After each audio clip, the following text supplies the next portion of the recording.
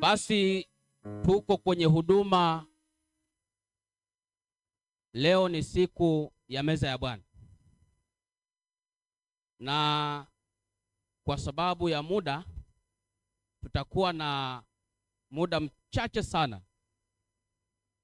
Huwa siku ya meza ya Bwana kwa kawaida sio siku ya mahubiri, la siku ya meza ya Bwana ni siku ya maelekezo ya namna tutakavyofanya kwenye meza ya Bwana.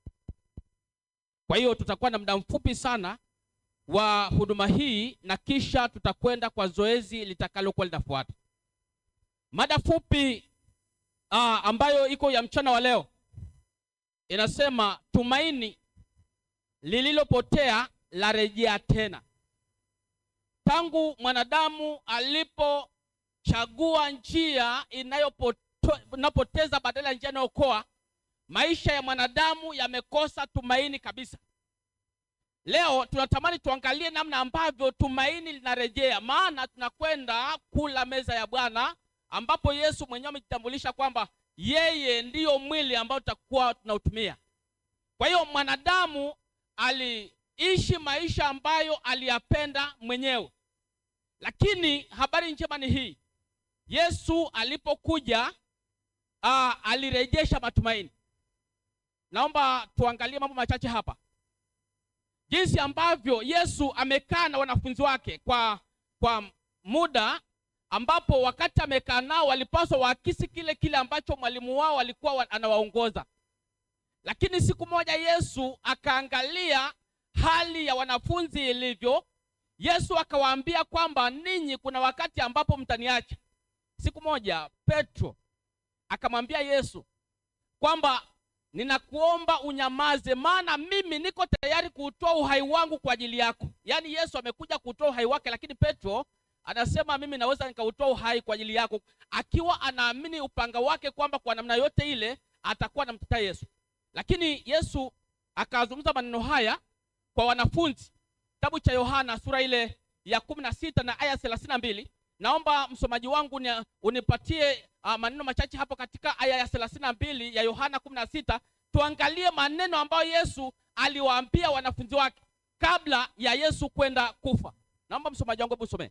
16 Yohana 32 nasema, tazama saa yaja, ndio naam imekwisha kuja, ambapo mtatawanyika kila mmoja kwao na kuniacha mimi peke yangu. Ndio, walakini mimi si peke yangu, kwa kuwa Baba yupo pamoja nami. Yesu anatoa tabiri huu, anaambia wanafunzi kwamba jambo ambalo nakwenda kulifanya hakuna mwanadamu yeyote anayeweza kulifanya, kwamba itafika wakati ambapo mtatawanyika, kila mmoja ataelekea kwao na kuniacha mimi peke yangu. Habari njema ni hii. Kipengele cha mwisho cha aya hiyo kinasema walakini sio mimi peke yangu. Kwa nini? Baba wa mbinguni yuko pamoja nami. Ninapoangalia Yohana hii sura 16, ninaona maneno mazito sana, kwamba katika maisha jifunze kusimama peke yako. Usizoe kila wakati kwamba mbele yako kuna mtu fulani, nyuma yako kuna mtu fulani. Usizoe kwamba kulia kwako kuna mtu fulani, kushoto kwako kuna mtu fulani. Jifunze kusimama peke yako. Yesu pamoja na kwamba amekaa na wanafunzi kwa muda, lakini amejifunza kwamba kuna siku mtaniacha peke yangu, pamoja na Petro kumwambia kwamba hilo haliwezekani, lakini siku moja ikawezekana. Kitabu cha Marko sura ya 14. Tuangalie namna ambavyo jambo hili lilikuja kutokea. Marko 14 aya ya 50, 51 na 52. Marko sura ya 14. Tuangalie namna ambavyo unabii wa Yesu ulipotimizwa. Kitabu cha Marko sura ya 14 mstari wa 50. Naomba usome msomaji. Marko 14 aya ya 50 inasema, nasema ndipo wakamwacha wote wakakimbia. Neno la Mungu linasema ndipo wakamwacha wote wakakimbia. Hebu soma 51. Na kijana mmoja alimfuata. Kijana mmoja akamfuata, amejitanda mwili wake nguo ya kitani. Alikuwa amejitanda nguo ya kitani. Wakamkamata. Naye akaiacha ile nguo ya kitani akakimbia. Neno linasema kwamba walipomkamata kwamba huyu naye kana kwamba yuko katika msafara wa Yesu, anasema lile vazi la kitani alikuwa amejitanda, akaona ni heri nibaki uchi kuliko wanikamate. Nataka niwaambie hivi, habari ya kumfuata Yesu ni kujikana nafsi. Mara nyingi tumezoea kutumia meza ya Bwana, yaani kama jambo la mazoea. Nataka nikwambie hivi, habari ya meza ya Bwana ni swala la kujikana nafsi, kwa sababu ni kuchagua njia iliyo nyembamba na kuifuata. Yaani mtu aliyetoka kwenye meza ya Bwana hatarajiwi tena kuonekana anamkimbia Yesu, lakini anapaswa kuonekana kwamba amekuwa na mahusiano zaidi na Yesu kuliko jana na juzi.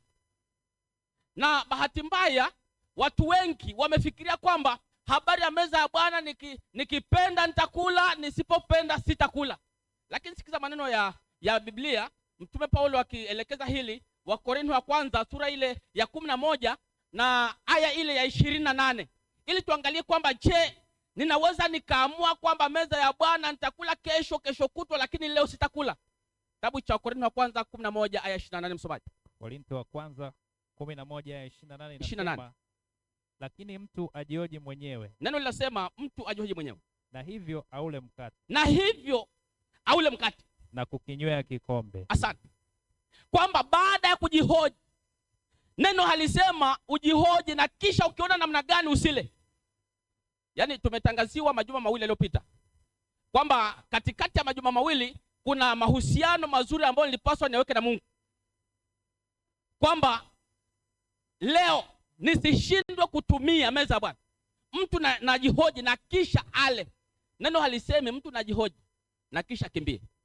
Kwa hiyo mchana wa leo neno la Mungu linatuita kwamba kila mmoja anapaswa aule mwili wake na kukinywea kikombe. Lakini tujiulize swali hili, kwamba ni kitu gani ambacho Yesu alikipata pale msalabani? Kabla ya kupanda msalabani, ni kitu gani ambacho neno la Mungu linaelezea jinsi alivyopitia? Kitabu cha Isaya sura ya 50 na mstari ule wa 6, ili tuangalie namna ambavyo swala la maisha ya kiroho jinsi ambavyo sio lele mama. Kitabu cha Isaya sura ya 50 mstari wa 6, msomaji.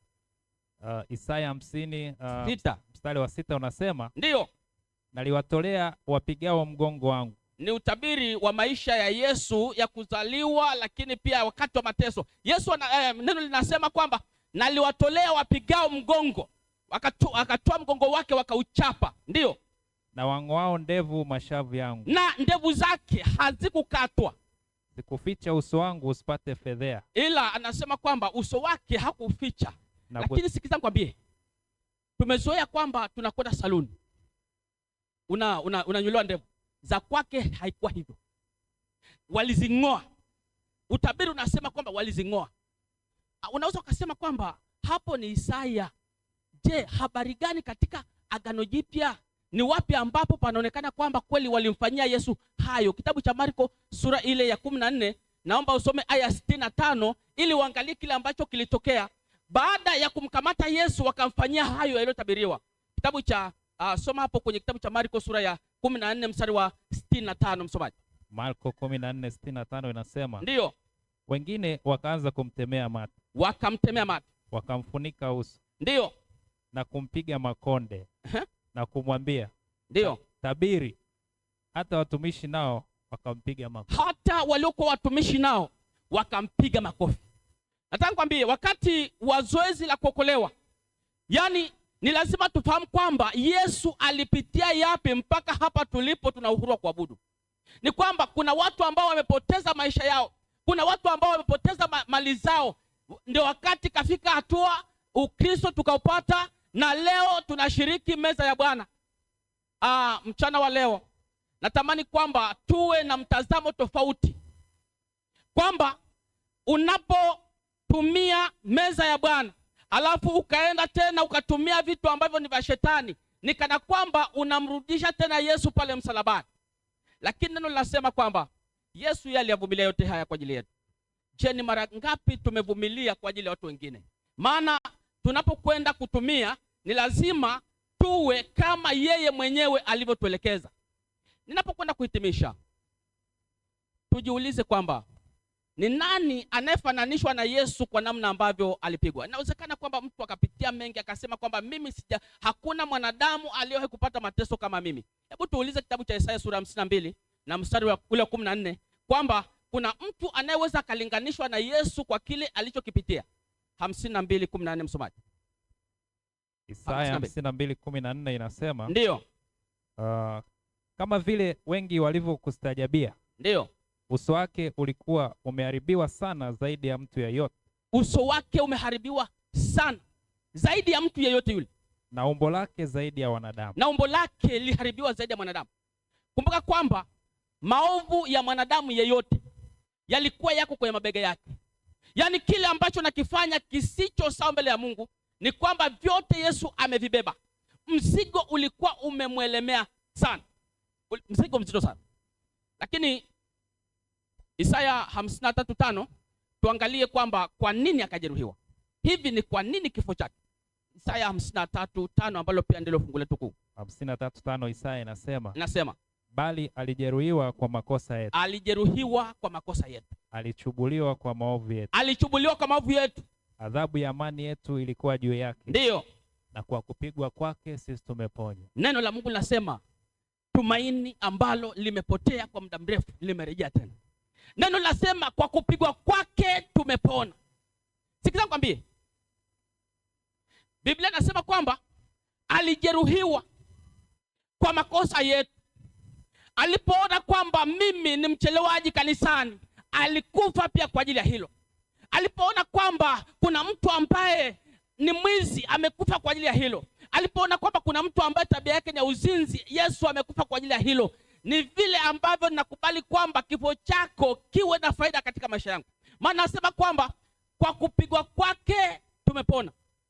Yesu anachotarajia kuangalia katika kanisa la Moshi Central ni kuona kwamba kila mtu ambaye leo amekaa hapa ameandikishwa rasmi kuingia katika ufalme wa mbinguni.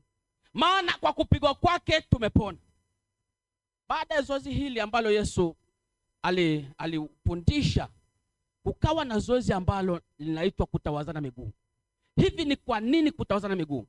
Unaposoma kitabu kile cha Yohana sura 13 utakuta namna ambavyo Yesu aliwaambia kwamba aliwafanyia kwamba alichukua beseni la maji, akachukua na kitambaa, akaanza kuwanawisha wanafunzi mmoja mmoja miguu.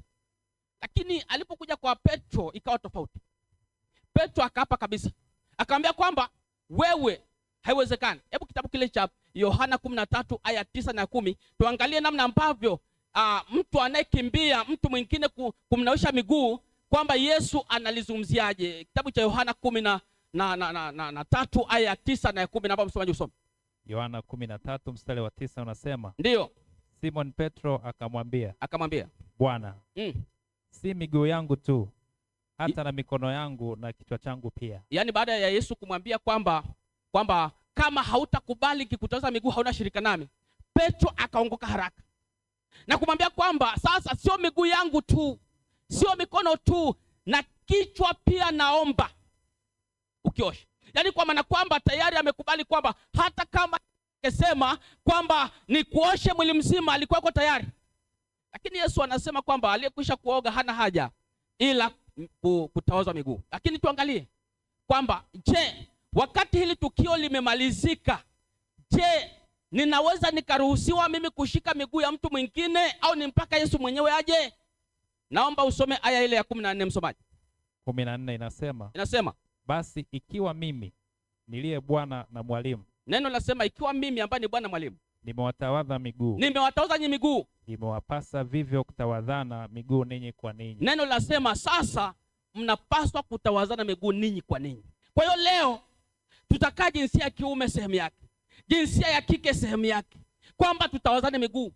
Haijalishi kwamba ambaye yuko mbele yangu ni nani, haijalishi kwamba ambaye yuko kulia kwangu ni nani. Huyo Mungu atakaye kuletea ndio huyo, maana tunaenzi kielelezo cha Yesu.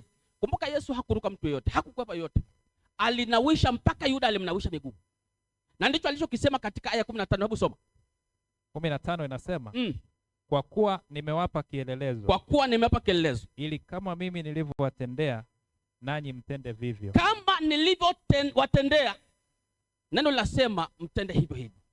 Mchana wa leo kielelezo kimetolewa kwetu kwamba kila mtu, maana ukikimbia umekimbia kafara ya Yesu msalabani, lakini unapokubali kwamba Yesu, ninakusihi kwamba unitumie siku ya leo, naomba unitakase. Baada ya meza ya Bwana tutakuwa tumeandaliwa kwa ajili ya uzima milele.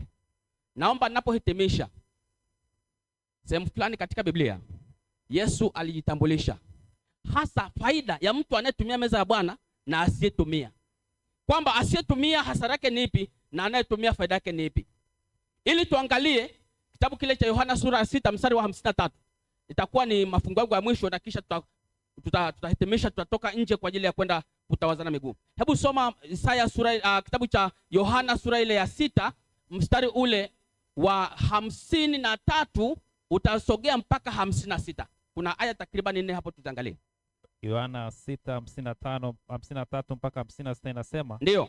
Basi Yesu akawaambia, amin amin nawaambieni, msipoula mwili wake mwana wa Adamu, ndio, na kuinywa damu yake, hamna uzima ndani yenu. Aulaye mwili wangu na kuinywa damu yangu anao uzima wa milele. Anayekula na kunywa anakuwa na uzima wa milele, nami nitamfufua siku ya mwisho. Ahadi ni kwamba tutafufuliwa, hata tukifa tutafufuliwa kwa ile uzima wa milele.